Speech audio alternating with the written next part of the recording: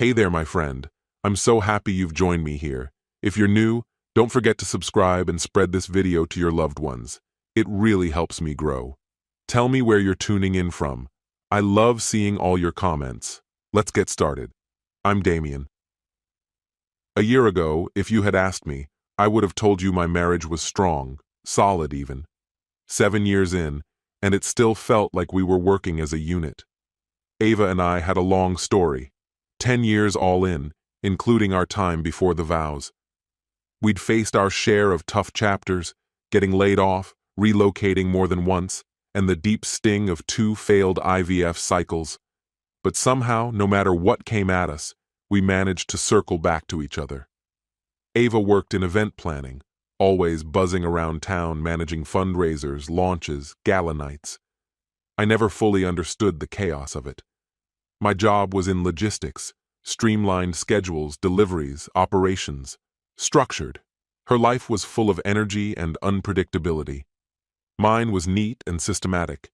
Maybe that contrast is what worked for us. We wanted children. Started trying not long after our wedding. 2 miscarriages later, her physician told us we should take a breather. Give it time, he suggested. Ava wasn't ready to quit trying. I didn't argue. I wanted to be a father just as much. Then came a Thursday night when she stepped into the room with a white envelope in hand. Maya's tying the knot next month. In Denver, she said. It's one of those destination weddings. Everyone's going. Maya was a college friend of hers, someone I'd seen maybe once or twice before. She rented out this lodge in the mountains for the weekend, Ava added. Friday dinner, Saturday ceremony, Sunday brunch. I raised my eyebrows. So it's a whole weekend thing? I asked. You want me to come along? She paused, just for a second. Well, Lena and I were thinking we'd go together. You've got that crazy end-of-quarter crunch at work. I figured maybe this was one of those times you'd want to sit it out. Just this once?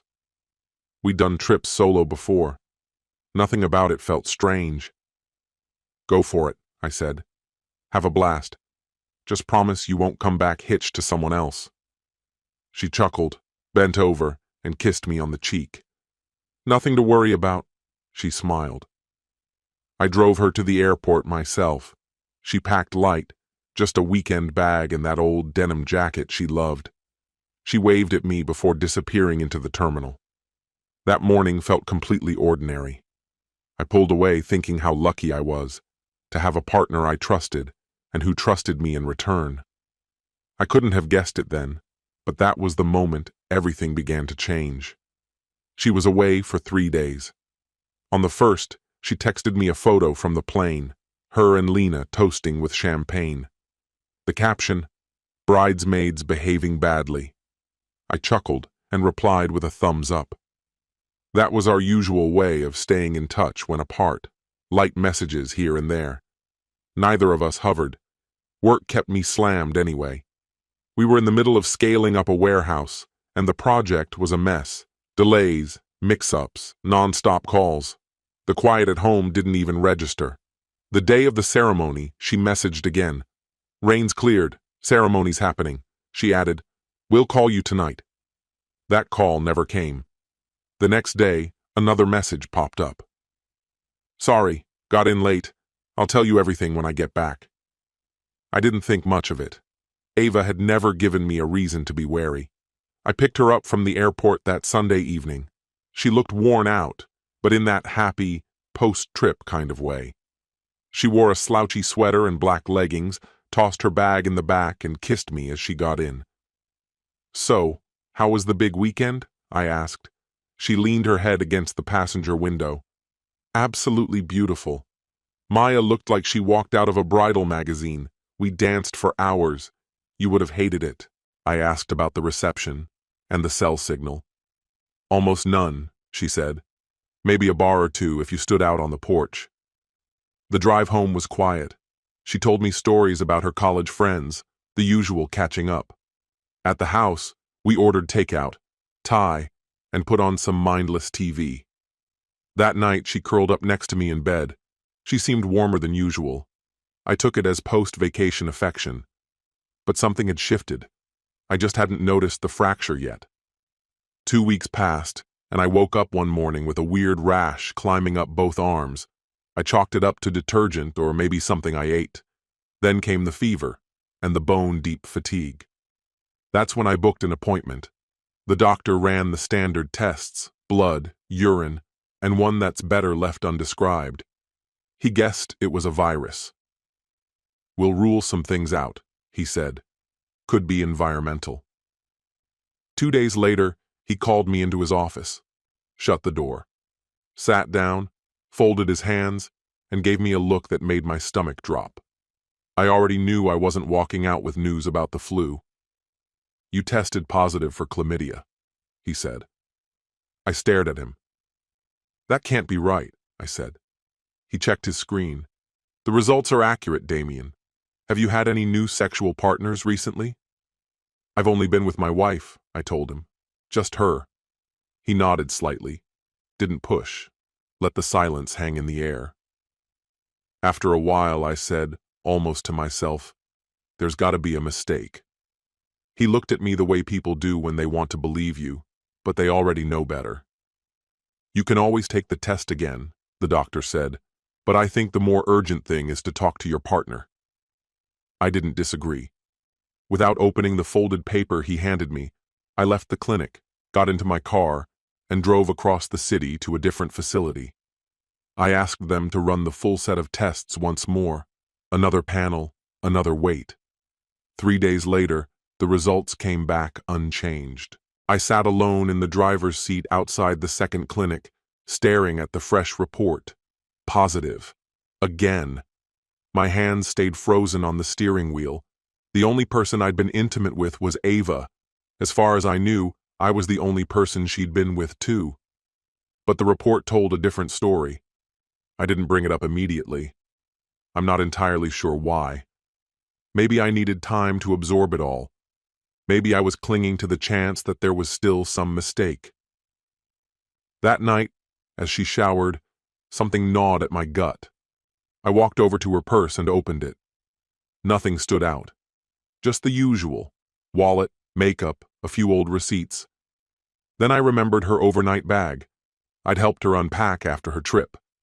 She'd said she didn't bring much and we tossed it in the closet. I pulled it out and unzipped the main compartment. Nothing. I checked the smaller side pocket. That's where I found it. A crumpled receipt from a pharmacy, dated the day after she returned. The medication listed wasn't one I recognized. I looked it up. It was an antibiotic, commonly prescribed to treat chlamydia. My fingers started to shake. Moments later, I heard the bathroom door creak open. She stepped out wrapped in a towel, hair dripping. "Hey," she said, eyeing me. "Everything all right?" I held up the receipt. "What's this for?" She paused. "Oh, that? That was for Lena. She forgot her ID, so I picked up her meds." I said nothing, just stared. "I'm serious," she repeated, her voice a little firmer now. I walked over to the nightstand, grabbed my test results, and placed them on the bed. Then I added the second copy beside it. She didn't touch them, didn't ask what they were. "Want to try that answer again?" I asked. Her face faltered, not with sorrow, but with fear. She sank onto the edge of the bed and covered her mouth with her hand. "I didn't plan it," she said softly. "Who was it?" "Just someone from the wedding, someone I used to know. I had too much to drink." It meant nothing. "What's his name?" "It doesn't matter, Damien. It was one time. I haven't even spoken to him since." "You risked passing something far worse than chlamydia." "I know," she whispered, her voice thin. "I'm so sorry." She reached out, but I stepped back. "We had an intimate encounter the night you got home," I said. "The next day, you wrote a prescription." She burst into tears. "I wasn't sure yet," she sobbed. "I thought I was just being safe." "No," I said. "You were being silent." She didn't reply. I didn't yell. I didn't slam a door. I just picked up a pillow and went to the guest room. Something inside me had started shutting down. I stared at the ceiling fan that night, wide awake, as it spun in endless circles. The next morning, she knocked lightly on the door. "I made some coffee," she offered. I said nothing. At lunchtime, another soft knock. "Want anything to eat?" Still, I stayed silent. For 4 days, she carried on as though nothing had changed. She stayed kind, stayed composed, as if pretending long enough might rewind time. But I wasn't angry anymore. I was gone. Detached. Cold. On the 5th day, I reached out to a divorce lawyer. No shouting, no threats. Just a quiet decision. The house was mine legally. My father had passed it down to me before he died. By the 7th day, the divorce papers were ready. They were delivered while I was at work. When I came home, Ava was sitting on the couch, holding them, her eyes puffy and red. "You're really divorcing me?" she asked, like I had done something cruel and unthinkable. "I told you. I can't move past this," I said. "It was a single mistake," she pleaded. "No," I replied. "You didn't tell me. You slept with me, knowing there was a risk, and you only admitted it when you had no other way out. That's not a mistake. It's a decision." Her voice cracked. "Can't we at least try counseling?" I shook my head. "I won't rebuild a home you deliberately set fire to." She stood, the sadness in her face quickly shifting to frustration. "So that's it? You're done?" "No, Ava," I said. "You ended this when you got on that plane and decided the rules didn't apply anymore." She didn't say another word, just looked at me like she couldn't comprehend what was happening. A few days later, she moved out. I thought that would be the end. It all began with a message from Lena. She said we needed to meet, in person. We ended up in a small cafe, the kind with dim lighting and enough background hum to keep conversations private. We slid into a booth in the back. Her cup of coffee stayed full and untouched as she stared at me with something heavy behind her eyes. "I probably shouldn't be saying this," she started, "but I can't keep it to myself anymore." I didn't respond, just let her speak. "You remember that guy from the wedding?" she asked. "The one Ava brushed off as a mistake? A one-time lapse?" I gave a slow nod. "Well," she went on, "that wasn't the full picture. They've been seeing each other for a while, months, maybe longer. I only pieced it together after seeing a few messages on her iPad when we were sharing a room. She lost it when she caught me reading them." "What kind of messages?" I asked, my voice flat. She dropped her tone. "They were personal. One said, 'Counting down the days until I see you.' That was a week before the wedding." "Did she ever mention a name?" "Vincent," Lena said. "Her old boss, the one from that events company she left." The name hit like a slap. I remembered him. Older, married, ran that polished firm downtown. He'd written Ava a glowing letter of recommendation when she moved on. I'd even shaken his hand at a Christmas party. He looked me in the eye and told me I was a lucky man. "Why are you telling me this now?" I asked her. "Because someone should," she said. "Ava wasn't careless. She knew what she was doing. I kept quiet because she's my friend. But at some point, loyalty has to give way to truth." I gave her a quiet "thank you," settled the check, and left.